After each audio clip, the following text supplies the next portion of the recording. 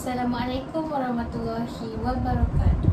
Pada hari ini, kumpulan kami akan membincangkan mengenai satu jurnal pilihan kami yang diambil dari iJerap.com.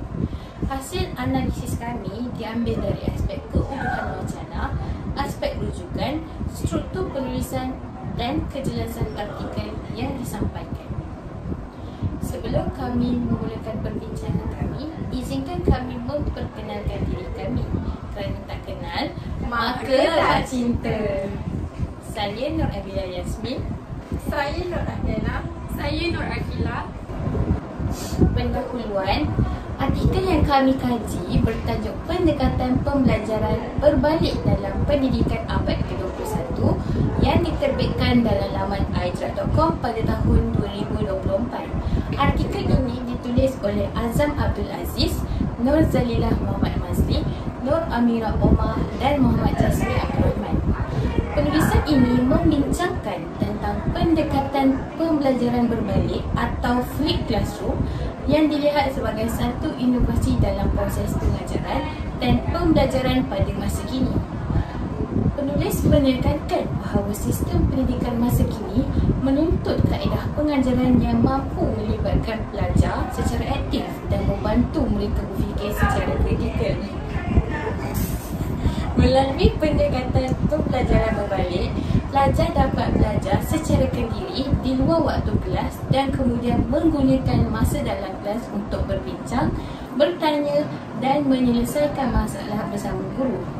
Artikel ini juga menjelaskan teori, kelebihan serta cabaran yang dihadapi dalam pelaksanaan kaedah ini.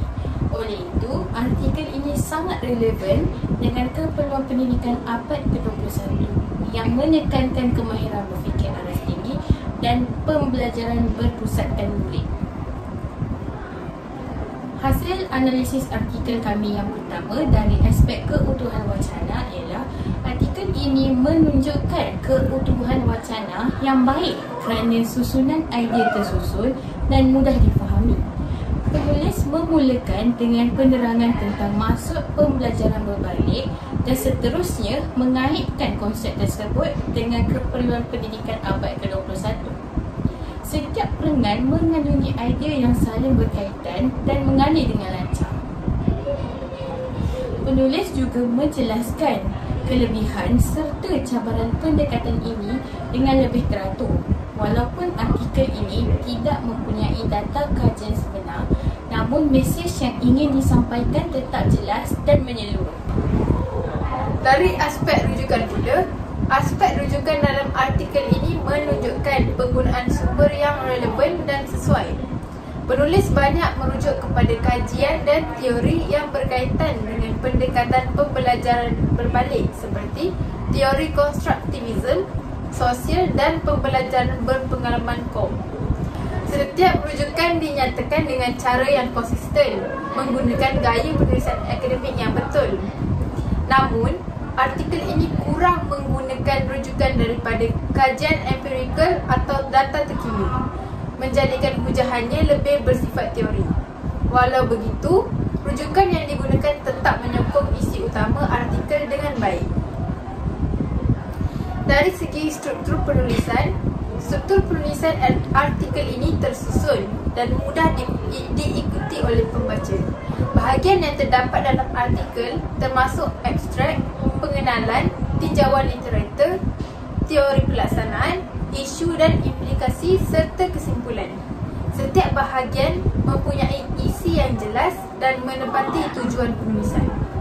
Pengenalan dimulakan dengan latar belakang pendidikan masa kini, diikuti dengan huraian teori dan isu pelaksanaan. Walaupun tidak terdapat bahagian metodologi dan dapatan kajian, penulisan masih kelihatan kemas dan teratur dari awal hingga akhir. Dari segi kejelasan, artikel ini menggunakan bahasa yang mudah difahami dan sesuai untuk bidang pendidikan. Penulis menggunakan istilah akademik seperti pembelajaran berpusatkan murid dan kemahiran abad ke-21 dengan tepat.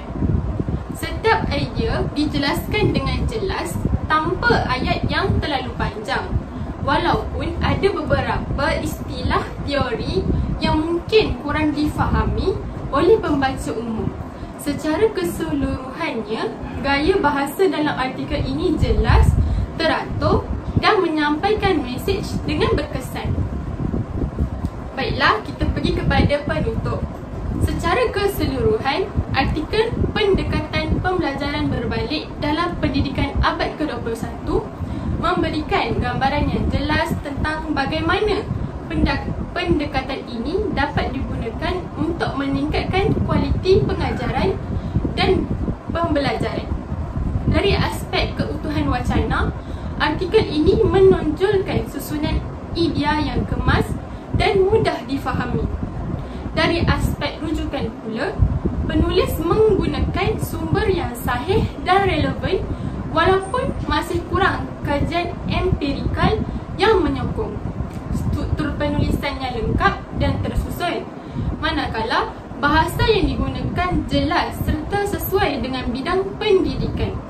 Artikel ini memberi manfaat kepada guru dan bakal pendidik dalam memahami kepentingan melibatkan pelajar secara aktif dalam proses pembelajaran.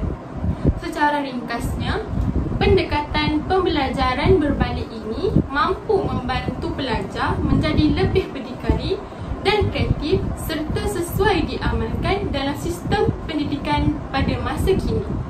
Sekian, wabillahi taufiq wal hidayah. Assalamualaikum warahmatullahi wabarakatuh. Sekian daripada kami. Terima kasih.